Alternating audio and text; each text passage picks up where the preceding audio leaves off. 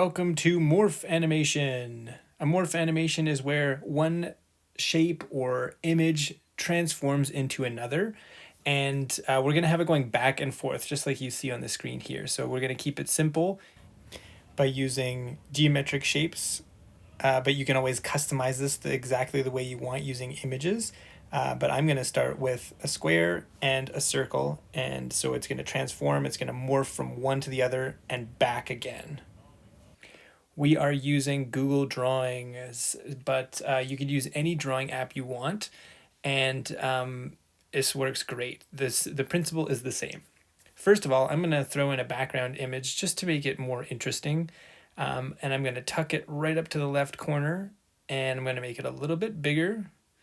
And because it's not the same aspect ratio, I'm going to change the page of the Google Drawings just by clicking on the right corner and shrinking it down to the right size. Perfect. So now I've got my backdrop. I chose a picture from Calgary with this woman looking up to the left corner. So that's where the transformation is going to take place. Like I said, we're going to choose just basic shapes. This time I'm going to use a square, and it's going to change into a circle. And so I'm just going to drag it out by holding shift, makes it a perfect square as I do that. And then I'm just going to customize it as well because the blue is fine. I'm thinking of like a red color to fit, or maybe purple. Let's try purple. No, that's no good. I'm going to go with red. That stands out just a bit more, a little more contrast there, but not too bright.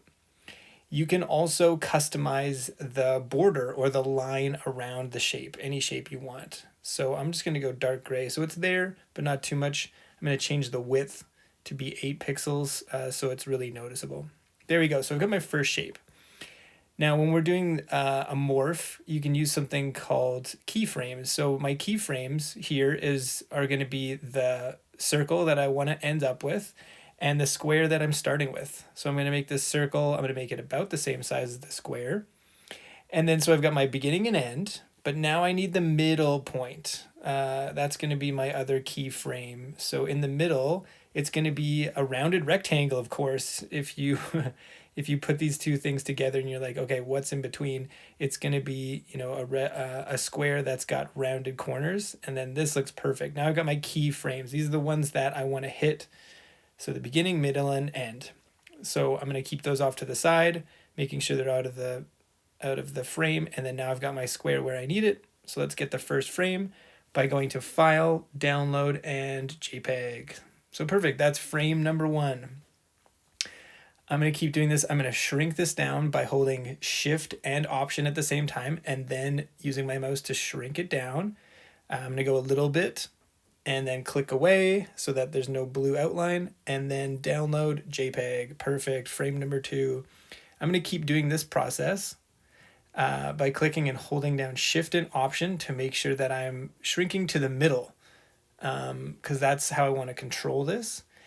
And I'm going to go little steps so that the viewer can really get a sense of shrinking. The more frames you're going to make here, the smoother it's going to be. So if you only have 9 frames, which is the minimum, it's not going to be as smooth as if you use 40. So just depending on where you're at. Now I want to move to the middle. This is my middle frame. So I'm going to use the guidelines to center that perfectly. And so now I've got my rounded rectangle. So this is where I'm making the transition from a fully square thing to a more rounded thing. So I'm going to take a frame of that, and now I can click and drag, and using Shift and Option once again, I'm going to make it bigger going out from the middle. And so I want to keep that. And then look at this little piece right here. See this yellow dot? What I can do is I can drag that, and I can make it more circular. So I'm going to make it a little more circular, less square. I'm going to drag it up to make it bigger, and there we go. There's my next one. So the transition is happening. So I'm just going to keep doing that. I'm going to make this thing bigger, and then I'm going to make it more round until I get to my final frame where it will be a fully rounded circle, a perfect circle. And that's how I know when I'm done here. There we go. We got another one. So I'm getting really close, but I think I'm going to do this one more. I think I can make this almost perfectly round. And so I'm going to drag it all the way, make it that little bit bigger, and then take this frame. And finally, I will be able to hit my last frame, which is the circle.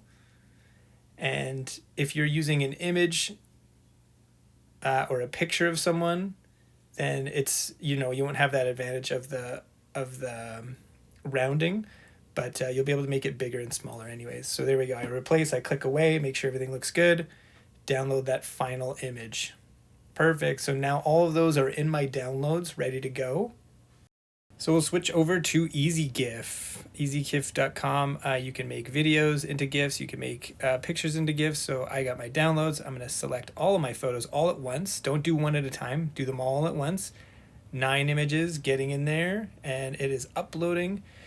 And here we go. So I've got all my frames here. It looks like the rectangle, the square is getting smaller and then going to the circle, but I'm seeing the bottom one, the last one, is my biggest square. So it's out of order. So I need to put that first. There we go. There's my first frame. And so that's looking good. I'm going to make it go a little faster. 20th of a second is a little too slow.